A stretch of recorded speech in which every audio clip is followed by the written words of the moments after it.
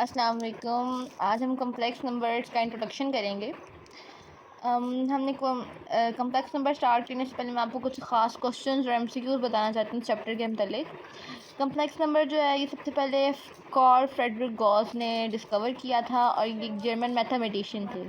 इसके मतलब क्वेश्चन आ सकते हैं कि who led the foundation of complex number. तो the correct answer is Carl Friedrich Gauss. और उन्होंने इसके बारे में लिखा हुआ है कि इमेजिनरी नंबर और कॉम्प्लेक्स नंबर को इसने मिक्स करके एक ब्रांच बना दी थी जिससे हम कॉम्प्लेक्स नंबर में स्टडी करते हैं। और ये लॉजिकल और कॉन्स्टेंट फाउंडेशंस थी जिसमें रियल नंबर और कॉम्प्लेक्स नंबर शामिल है और इसे एक्सटेंशन ऑफ रियल नंबर भी कहते हैं। ये कार्ल फ्रेडरिक गॉस था जिसने हमें बताया कि कॉम्प्लेक्स नंबर को एक्सटेंशन ऑफ रियल नंबर कहते हैं। एक ये एमसीक्यूज़ है और इसने बस उन्होंने बता दिया कि कम्प्लेक्स नंबर किस तरह होते हैं या जनरल एग्जांपल क्या है। नेक्स्ट है कम्प्लेक्स नंबर की डेफिनेशन।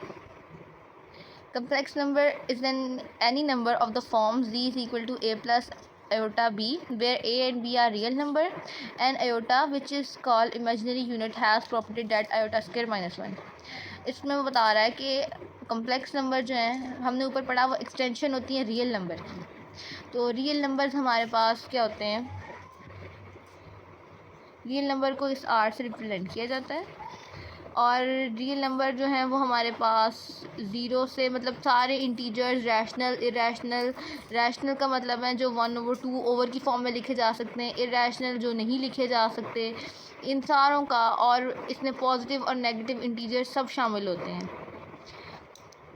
ये तमाम जो हैं रियल नंबर है। अब इनकी एक्सटेंशन का मतलब है इनके साथ कोई और चीज़ भी शामिल की जाती है। वो क्या है, वो है हमारे पास कम्प्लेक्स नंबर्स, इमेजिनरी नंबर्स हमारे। A complex number is any form of z is equal to a plus iota b where a and b are real number। a और b जो है वो रियल नंबर में से हैं, हो सकता है वो इंटीजर्स हों, हो सकता है वो रैशनल हों, हो सकता है इरेशनल हों। एंड आयोटा, ये जो आयोटा है which is called imaginary unit has property that is. Iota जो है ये फिक्स वैल्यू इसकी जो है वो है √-1 के बराबर। दोनों तरफ अगर हम स्क्वायर ले लें तो ये हमारे पास आयोटा की स्क्वायर सिर्फ -1 के बराबर होगा क्योंकि ये चीज़ इससे कैंसिल हो जाएगी। तो आयोटा की स्क्वायर -1 के बराबर होता है, आयोटा √-1 के बराबर होता है। ये एक इमेजिनरी नंबर है जो उन्होंने दे दिया और इसको फर्स्ट टाइम डिस्कवर जो है वो आइलर ने किया था, वो भी एक साइंटिस्ट था, एक मैथमेटिशियन था। अब ये कम्प्लेक्स नंबर की डेफिनेशन हो गई। अब नेक्स्ट जो चीज़ है वो इसकी मज़ीद टर्मिनोलॉजीज़ हैं। उसने लिखा है कि कम्प्लेक्स नंबर को लिखने के दो तरीके हैं, या आप उसे लिख लें a प्लस आयोटा b या आप लिख लें a प्लस b आयोटा। यानी आयोटा आएगा b के साथ यानी सेकंड टर्म के साथ ही, लेकिन आप उसकी लोकेशन को चेंज कर सकते हैं, उससे फ़र्क नहीं पड़ता। इसमें a जो है वो रियल नंबर होता है और b जो है वो इमेजिनरी पार्ट ऑफ इंटीजर होता रियल नंबर ही है लेकिन इमेजिनरी पार्ट है। वो एक आयोटा इमेजिनरी नंबर है ना, तो b उसके साथ है इसलिए वो इमेजिनरी पार्ट है। और z जो है कम्प्लेक्स नंबर्स को z से रिप्रेजेंट किया जाता है। कम्प्लेक्स नंबर है उसे c से रिप्रेजेंट किया जाता है, c बार भी लगा इस तरह भी लिखा जाता है कम्प्लेक्स नंबर को।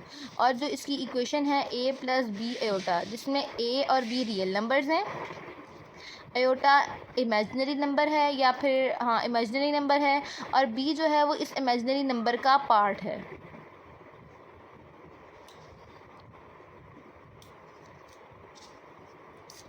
और इस सारी सिचुएशन को लिखा जाता है z के बराबर। हर जगह हम कम्प्लेक्स नंबर नहीं लिख रहे होते, z लिखते हैं, z is equal to a plus b iota. अब इस a प्लस b आयोटा के अंदर a रियल नंबर है और b आयोटा इमेजिनरी नंबर है, जिसमें से b रियल है और आयोटा इमेजिनरी है। अब अगर हमने इसके पार्ट्स लिखने हो रियल z तो वो बराबर होगा a के, और जब हम लिखेंगे इमेजिनरी ऑफ z यानी इमेजिनरी ऑफ कम्प्लेक्स नंबर तो वो बराबर होगा b के। इमेजिनरी z का मतलब है b पार्ट आयोटा का और आयोटा खुद एक इमेजिनरी नंबर है। The symbol z which can stand for any complex number is called complex variable. z को कम्प्लेक्स वेरिएबल कहते हैं, ये कम्प्लेक्स नंबर को रिप्रेजेंट करने के लिए इस्तेमाल होता है। अब नेक्स्ट उसने एग्जांपल दे दी 3 - 2 आयोटा। इसमें से 3 जो है वो रियल नंबर है, 2 आयोटा एक कम्प्लेक्स नंबर है, इमेजिनरी पार्ट है ये, जिसमें से 2 जो है वो इमेजिनरी पार्ट है इस पूरे कम्प्लेक्स नंबर का और आयोटा वो इमेजिनरी नंबर है।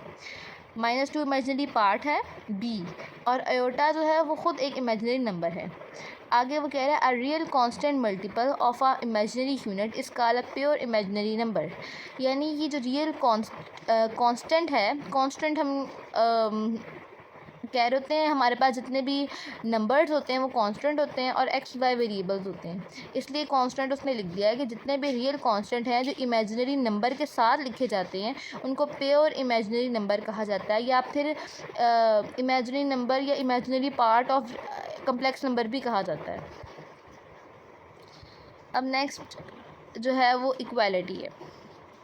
इक्वालिटी के अंदर वो बता रहा है a plus B iota C plus D iota तब इक्वल हो सकते हैं if and only if and only if का मतलब होता है कि अगर ये चीज़ इस तरह है, यानी दोनों तरफ से चीज़ें बराबर होंगी।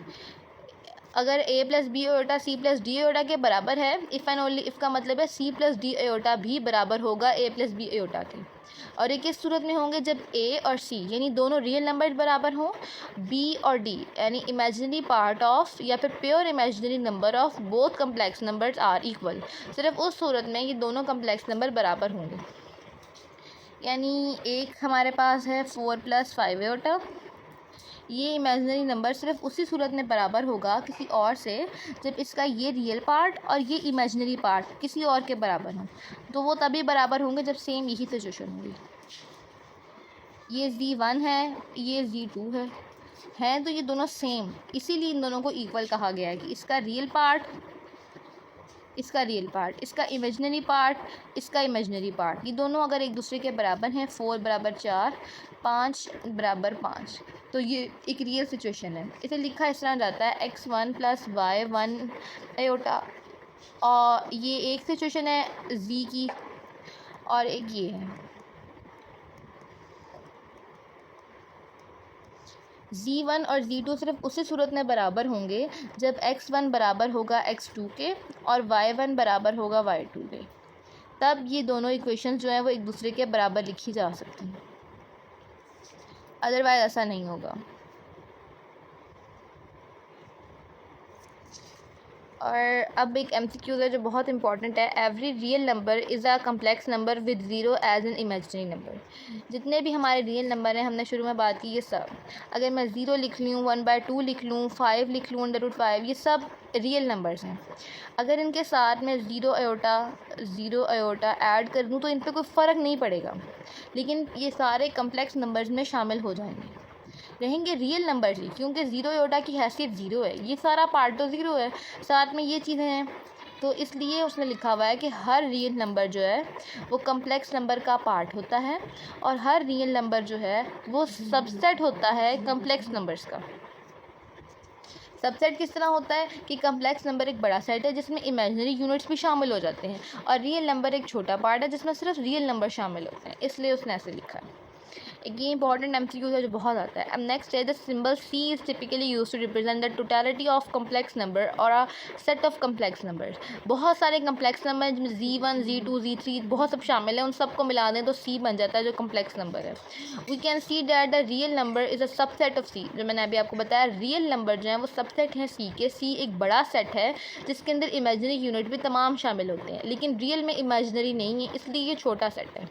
Since any real number A may be expressed as Z = A + 0 iota. अब ये एक रियल नंबर भी है और एक कम्प्लेक्स नंबर भी है। कम्प्लेक्स नंबर बनाने के लिए 0 अयोटा शामिल किया हमने, तो ये एक कम्प्लेक्स नंबर बन गया। लेकिन अगर 0 अयोटा की वैल्यू ख़त्म कर देंगे, यहाँ सिर्फ 0 आ जाए, तो क्या बचेगा, सिर्फ A बचेगा। 0 Z = 2 + 0 अयोटा, ये एक कम्प्लेक्स नंबर है। अब मैं अगर 0 की वैल्यू ख़त्म कर दूँ तो क्या आएगा, 2 + 0, 0 अयोटा 0 के बराबर है। Z = 2, अब ये क्या बन गया, ये एक रियल नंबर बन गया है, इसलिए उसने लिखा है कि रियल नंबर जो है वो सबसेट होता है कम्प्लेक्स नंबर का या फिर पार्ट होता है कम्प्लेक्स नंबर का। अब नेक्स्ट है complex conjugate. The complex conjugate और briefly conjugate of a complex number is, कोई भी हमारे पास ये लिखा हुआ है कम्प्लेक्स नंबर, हमने उसका कॉन्जुगेट निकालना है। कॉन्जुगेट निकालने के लिए क्या करेंगे कि A + B अयोटा एक कम्प्लेक्स नंबर है, इससे कॉन्जुगेट निकालने के लिए इसके इमेजिनरी का पार्ट का साइन चेंज कर देंगे, यानी A - B iota. A + B iota एक कम्प्लेक्स नंबर था, हमने निकाला उसका कॉन्जुगेट, क्या किया, इमेजिनरी का साइन चेंज कर दिया, a माइनस बी आयोटा बन गया। अब ये जो कॉन्जुगेट होता है कम्प्लेक्स नंबर का, इसको z स्टार के साथ भी लिखा जाता है और z बार के साथ भी लिखा जाता है। ये दोनों तरीके जो हैं इसको रिप्रेजेंट करने के लिए इस्तेमाल किए जाते हैं। Every real number is a self conjugate. अगर कम्प्लेक्स नंबर होगा तो हम उसके इमेजिनरी का पार्ट चेंज कर देंगे। अगर वो एक रियल नंबर है तो हमें कुछ करने की ज़रूरत नहीं है, वो सेल्फ कॉन्जुगेट है, खुद ही अपना कॉन्जुगेट है। जैसे अगर z इज़ इक्वल टू 5 लिखूँ मैं तो इसका कॉन्जुगेट क्या होगा, z bar is equal to 5 ही रहेगा, उसमें कोई चेंज नहीं आएगा। लेकिन अगर लिखा हो z is equal to 0 plus लिखा हो 5 प्लस 0 आयोटा, ये बन गया है एक कम्प्लेक्स नंबर 5 प्लस 0 आयोटा। अब इसका बाहर निकालूँ वो बनेगा 5 माइनस 0 आयोटा, ये मैंने ले लिया कॉन्जुगेट। लेकिन अगर रियल नंबर है तो वही टर्म आ जाएगी। The complex conjugate of a complex number z is denoted by z bar and z star, ये वही बात हो गई। और उसने आगे एग्जांपल दे दी है, रियल नंबर के लिए भी दे दी है, कम्प्लेक्स नंबर के लिए भी दे दी है।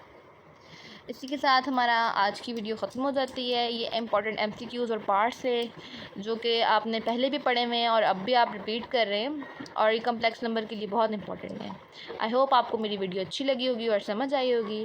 तो प्लीज़ चैनल को सब्सक्राइब करें और लाइक करें।